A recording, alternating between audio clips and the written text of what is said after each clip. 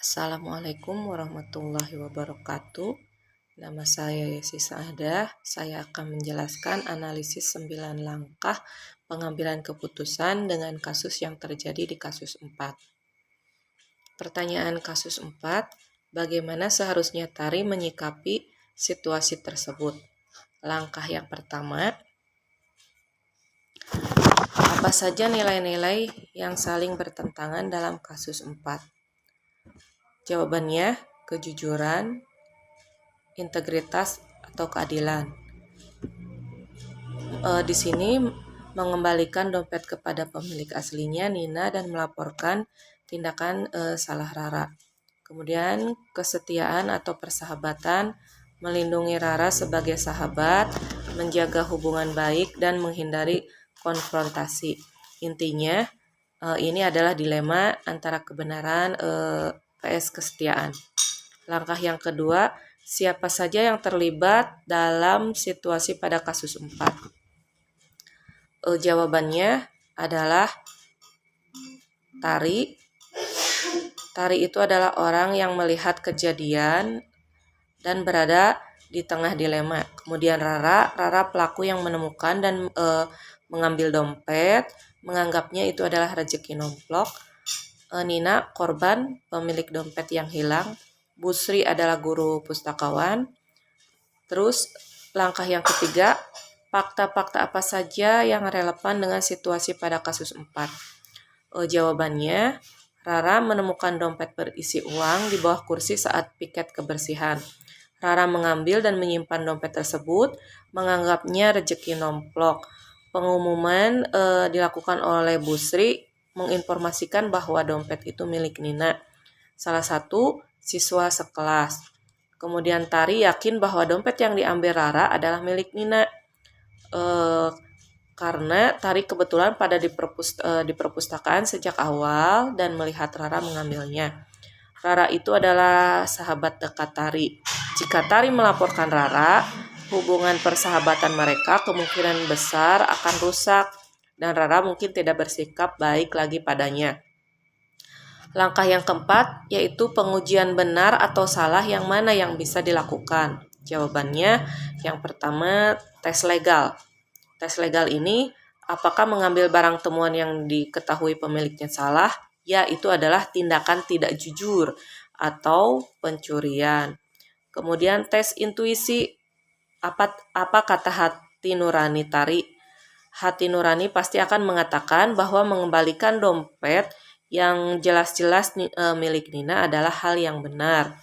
Kemudian tes publikasi, jika tindakan Tari atau Rara yang mengambil dompet diberitakan di media, apakah itu akan mencoreng nama baik mereka atau sekolah? Ya, tindakan Rara pasti akan mencoreng nama baik sekolah. Tindakan Tari yang diam saja juga bisa dianggap pembiaran atau tidak loyal pada kebenaran. Langkah yang kelima, pengujian paradigma benar lawan. Benar yang mana bisa dilakukan? Jawabannya, paradigma yang paling relevan adalah keadilan lawan kasihan. Atau dalam konteks ini kebenaran lawan kesetiaan. Kebenaran atau keadilan itu menegakkan kejujuran dan memastikan Nina mendapatkan dompetnya kembali. Kalau kesetiaan atau kasihan menjaga perasaan Rara, melindungi persahabatan, dan mengasihani Rara agar tidak mendapat hukuman. Langkah yang keenam, prinsip resolusi mana yang bisa dilakukan? Jawabannya, yang pertama, berpikir berbasis hasil. Yang kedua, berpikir berbasis peraturan. Yang ketiga, berpikir berbasis peduli. Terus langkah yang ketujuh, adakah opsi lain yang lebih kreatif, adil, dan bijak yang bisa dilakukan? Jawabannya adalah opsi terbaik atau paling bijak yaitu Tari berbicara 4 mata dengan Rara terlebih dahulu. Kemudian Tari menjelaskan bahwa ia tahu Rara yang mengambilnya dan dompet itu milik Nina. Tari memujuk Rara untuk mengembalikan dompet itu sendiri pada Busri. untuk menyelamatkan reputasi Rara. Jika Rara menolak, Tari memberikan batas waktu, dan jika Rara tetap menolak, Tari yang akan melaporkannya.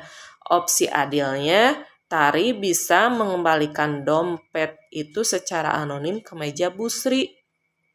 Namun, opsi ini kurang adil karena Rara tidak belajar dari kesalahannya.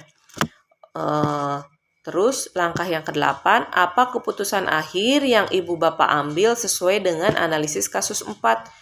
Jawabannya, keputusan akhir yang paling tepat adalah mengambil opsi terbaik dari langkah 7, yaitu Tari harus memilih untuk menegakkan nilai kejujuran dan keadilan. Langkah awal, Tari berbicara 4 mata secara pribadi dan persuasif kepada Rara. Terus langkah yang terakhir, jika Rara menolak, Tari harus melaporkan situasinya kepada Bu Sri atau guru yang berwenang karena nilai kejujuran dan hak orang lain itu lebih tinggi daripada menjaga persahabatan yang didasarkan pada pembiaran kesalahan. Langkah yang ke-9, pelajaran apa yang ibu bapak dapatkan dari pengambilan keputusan ini? Dan bagaimana pelajaran tersebut dapat memperbaiki pengambilan keputusan ibu bapak di kemudian hari? Jawabannya, pelajaran dalam menghadapi dilema moral, seseorang harus mengidentifikasi nilai mana yang harus diprioritaskan. Dalam kasus ini, kejujuran dan keadilan harus lebih diutamakan daripada kesetiaan buta dalam persahabatan. Pendekatan yang bijaknya adalah mencari solusi yang bersifat mediasi dan persuasif terlebih dahulu sebelum mengambil tindakan otoritatif atau melapor. Persahabatan sejati itu harus didasarkan pada nilai-nilai integritas, melindungi teman dari konsekuensi perilakunya yang salah hanya akan merusak karakter mereka di masa depan. Kemudian perbaikan pengambilan keputusan di kemudian harinya. Saya akan menggunakan 9 langkah ini, terutama mengidentifikasi paradigma dilema dan menerapkan 3 prinsip resolusi untuk memastikan keputusan saya tidak hanya benar tetapi juga bijak. Terus saya akan selalu memprioritaskan nilai-nilai universal yang tinggi di atas kepentingan pribadi atau kelompok saat berhadapan dengan konflik moral. Mungkin itu jawaban dari saya tentang analisis 9 langkah pengambilan keputusan dengan kasus yang terjadi di kasus 4. Saya akhiri. Wassalamualaikum warahmatullahi wabarakatuh.